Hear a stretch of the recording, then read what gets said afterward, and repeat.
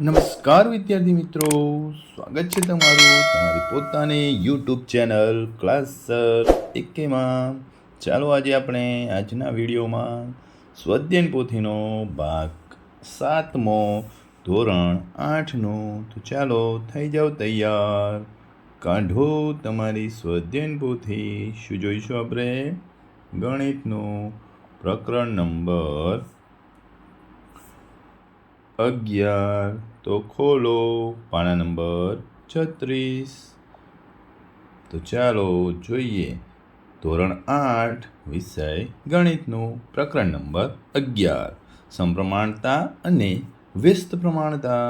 તો ચાલો પહેલું પ્રશ્ન નંબર 1, યોગ્ય વિકલ્પ પસંદ કરો. પહેલું, યુ અને વી સમપ્રમાણમાં છે. જો યુની કિંમત 10 અને વીની કિંમત 15 હોય તો યુ અને વી માટે નીચેનામાંથી કઈ કિંમત અનુરૂપ નથી? તો વિકલ્પ સી 15 અને 20. ચાલો નેક્સ્ટ જોઈએ બીજું, એક્સ અને વાય વ્યસ્ત પ્રમાણમાં છે. જો એક્સની કિંમત 10 અને વાયની કિંમત 6 હોય તો એક્સ અને વાય માટે નીચેનામાંથી કઈ કિંમત અનુરૂપ નથી? તો વિકલ્પ ડી 45 અને 1.3. ચલો નેક્સ્ટ જોઈએ ત્રીજું, જમીન સમાન રીતે ફળદ્રુપ છે. જમીનનું ક્ષેત્રફળ અને તેના પર થતા પાક વચ્ચેનો સંબંધ શો સંબંધ છે? વિકલ્પ એ સમપ્રમાણમાં છે. ચાલો ચોથું, નીચેનામાંથી કઈ બે રાશિઓ એકબીજાના વ્યસ્ત પ્રમાણમાં છે? તો કે વિકલ્પ ડી ઝડપ અને તે માટે લાગતો સમય. ચાલો પાંચમું, જો એક્સ અને વાય સમપ્રમાણમાં હોય તો 1/x અને 1/y. તો કે બી વ્યસ્ત પ્રમાણમાં છે. ચાલો છઠ્ઠું, 100 વ્યક્તિઓને 24 દિવસ માટે તેટલું અનાજ છે. જો 20 વ્યક્તિઓ જતા રહે તો અનાજ કેટલા દિવસ ચાલશે? 100 વ્યક્તિઓને 24 દિવસ ચાલે તો 20 વ્યક્તિઓ જતી રહે એટલે 80 વ્યક્તિઓને કેટલા દિવસ, એટલે કે 30 દિવસ ચાલે. ચાલો નેક્સ્ટ જોઈએ સાતમું, જો એક્સ અને વાય સમપ્રમાણમાં હોય તો વિકલ્પ એ x/y અચળ રહે.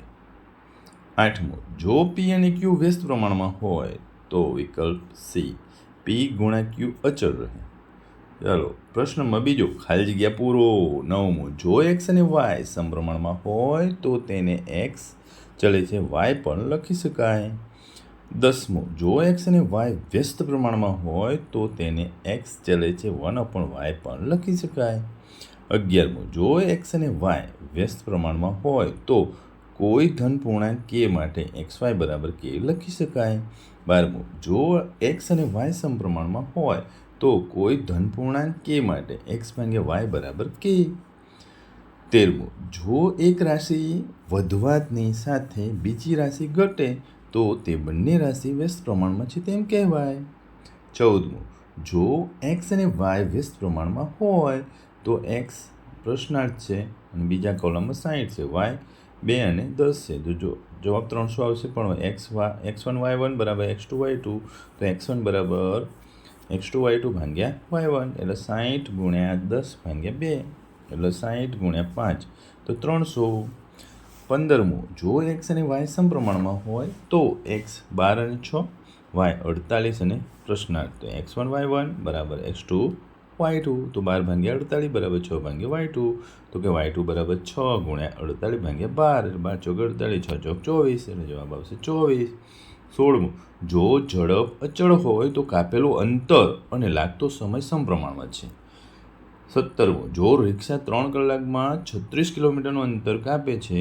જો રિક્ષાની ઝડપ 4 કિલોમીટર પ્રતિ કલાક વધારવામાં આવે તો તેટલું જ અંતર કાપવા માટે લાગતો સમય 2.1/4 કલાક છે. 18મું, જો પી અને ક્યુ વ્યસ્ત પ્રમાણમાં હોય તો તેની અનુરૂપ કિંમતોનો ગુણાકાર અચળ રહે. 19મું, એક કાર 1 કલાકમાં 48 કિલોમીટર અંતર કાપે છે તો તે કાર દ્વારા 12 મિનિટમાં કાપેલું અંતર 9.6 કિલોમીટર થાય. 20મું, એક્સ અને વાય વ્યસ્ત પ્રમાણમાં છે. એક્સ = 4 હોય ત્યારે વાય = 6 છે. જો એક્સ = 3 હોય તો વાય = 8 થાય. પ્રશ્ન નંબર 3 સૂચના મુજબ કરો. 21મું, એક્સ અને વાય વ્યસ્ત પ્રમાણમાં છે તો એક્સ = 20 હોય ત્યારે વાય = 600 છે. જો એક્સ = 400 હોય તો વાય બરાબર કિંમત શોધો. x1 × y1 = x2 × y2 તો કે 20 ગુણ્યા 600 બરાબર 400. તો કે 20 ગુણ્યા 600 ભાગ્યા 400. 0 0 કાપી કરી નાખો અને જવાબ આવશે 10 ગુણ્યા 3 એટલે 30. ચાલો 22માં જોઈએ. એક્સ અને વાય સમપ્રમાણમાં છે.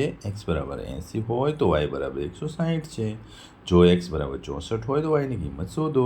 તો કે x1 ભાગ્યા y1, x2 ભાગ્યા y2, 80 ભાગ્યા 160 બરાબર 64 ભાગ્યા y2. અહીંયા આવશે 1/2 એટલે 2 ઉપર જાય સીધું. કાપી કરીને 64 ગુણ્યા 2 એટલે 128. ચલો નેક્સ્ટ જોઈએ 23મું. એલ અને એમ સમપ્રમાણમાં છે. એલ બરાબર 5 હોય ત્યારે એમ બરાબર 2/3 છે. માટે એમ બરાબર 16/3 હોય તો એલની કિંમત કેટલી થાય? તો 5 ગુણ્યા 5 ભાગ્યા 2 ભાગ્યા 3 બરાબર એલ ભાગ્યા 16/3. તો કે એલ બરાબર 5 ગુણ્યા 16 ભાગ્યા 3 ભાગ્યા 2 ભાગ્યા 3 છે. કાપી કરી નાખો એટલે 5 ગુણ્યા 8 બરાબર 40. ચાલો 24મું. એક્સ અને વાય વ્યસ્ત પ્રમાણમાં છે. એક્સ બરાબર 1.5 હોય ત્યારે વાય બરાબર 60 છે. જો વાય બરાબર 4.5 હોય તો એક્સની કિંમત કેટલી થાય? તો કે 1.5 ગુણ્યા 60 બરાબર એક્સ ગુણ્યા 4.5. એક્સ બરાબર 15 ગુણ્યા 60 ગુણ્યા 10 ભાગ્યા 45 ગુણ્યા 10. તો કેટલું થશે? કાપી કરો એટલે જવાબ આવશે 20. ચાલો 25મું. 300 વ્યક્તિઓને 42 દિવસ ચાલે તેટલું અનાજ છે. જો 50 વ્યક્તિઓનો વધારો થાય તો અનાજ કેટલા દિવસ ચાલે? 300 એ 42, 350 એ કેટલા થાય? તો એક્સ બરાબર 300 ગુણ્યા 42 ભાગ્યા 350. કાપી કરો એટલે 6 36 દિવસ ચાલે. ચાલો 26મું. એક કાર 60 કિલોમીટર પ્રતિ કલાકની ઝડપે અમુક અંતર 40 મિનિટમાં કાપે છે. જો તેટલું જ અંતર 25 મિનિટમાં કાપવું હોય તો કારની ઝડપ કેટલી રાખવી પડે? તો કે 40 મિનિટ બરાબર 60 કિલોમીટર પ્રતિ કલાક. તો 25 મિનિટમાં કાપવું હોય તો 40 ગુણ્યા 60 ભાગ્યા 25. કાપી કરો એટલે 8 ગુણ્યા 12 એટલે 96 કિલોમીટર પ્રતિ કલાક જવાબ આવશે. ચલો નેક્સ્ટ જોઈએ 27મું. એક કાર 25 લીટર પેટ્રોલમાં 225 કિલોમીટર અંતર કાપે છે. તો 540 કિલોમીટર અંતર કાપવા માટે કેટલા લીટર પેટ્રોલ જોઈએ? 225 કિલોમીટર કાપવા માટે 25 લીટર પેટ્રોલ જોઈએ. તો 540 કિલોમીટર. તો 540 ગુણ્યા 25 ભાગ્યા 225. કાપી કરો 60 લીટર જોઈએ. 28મું. 25 મીટર કાપડની કિંમત 337.50 છે. તો 40 મીટર કાપડની કિંમત 25 છે. 337.50. તો ચાલીએ કેટલા? તો 40 ગુણ્યા 337.50 એટલે કાપી કરો અને 540 રૂપિયા થશે. 29. એક મોટા હોજને 8 પંપ દ્વારા પૂરો પાણીથી ભરતા 4 કલાક લાગે છે. આ મોટા હોજને 2.2 કલાકમાં પાણીથી ભરવો હોય તો આવા કેટલા પંપ જોઈએ? તો 4 કલાકમાં 8 પંપ જોઈએ. તો અઢી કલાકમાં 2.2 કલાકમાં કેટલા જોઈએ? તો 4 ગુણ્યા 8 ભાગ્યા 2.2 એટલે કાપી કરી નાખો, છેડ ઉડાડી નાખો ધડાધડી. 4 ગુણ્યા 5 એટલે 12 પંપ જોઈશે. 30મું.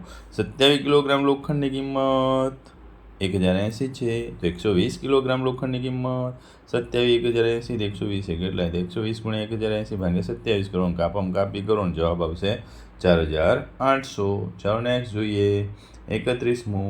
સવા રૂપિયે 50 ગ્રામ કોથમીર મળે તો 100 ગ્રામ કોથમીરના કેટલા રૂપિયા થાય? તો કે 2.5 અઢી રૂપિયા. 32મું. નકશામાં પ્રમાણમાપ 1 સેન્ટીમીટર બરાબર 2000 મીટર છે. જો નકશામાં હાલોલથી ચાંપાનેર વચ્ચેનું અંતર 4 સેન્ટીમીટર હોય તો હાલોલથી ચાંપાનેરની વાસ્તવિક અંતર કેટલું થાય? તો કે વિકલ્પ સી 8 કિલોમીટર. ચાલો 33મું.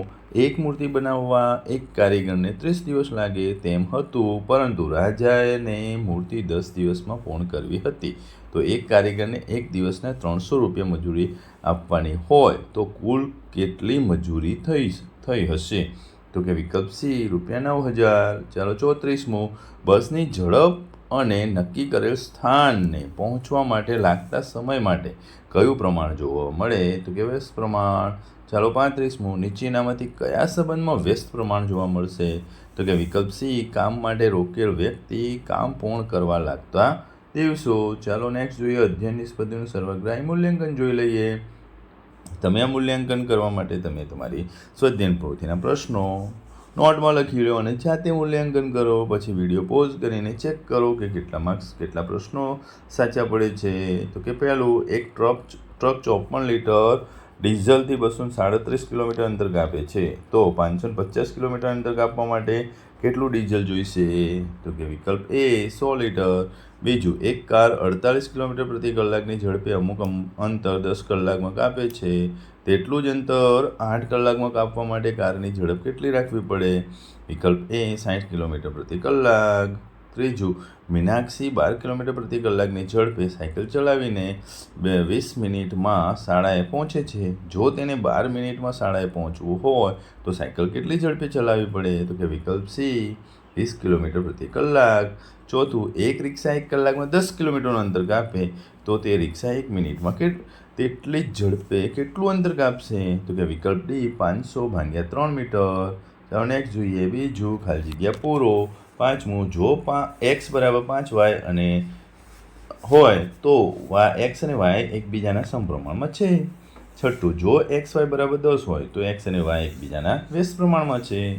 ચાલો નેક્સ્ટ જોઈએ. પ્રશ્ન નંબર 3, સૂચના મુજબ કરો. સાતમું, એક ટાઈપિસ્ટ 6 મિનિટમાં 108 શબ્દો ટાઈપ કરે છે તો તે અડધા કલાકમાં કેટલા શબ્દો ટાઈપ કરે? 6 મિનિટે 108 તો 30 મિનિટે કેટલા? 30 × 108/6. કાપી કરો 540 શબ્દો જવાબ આવશે.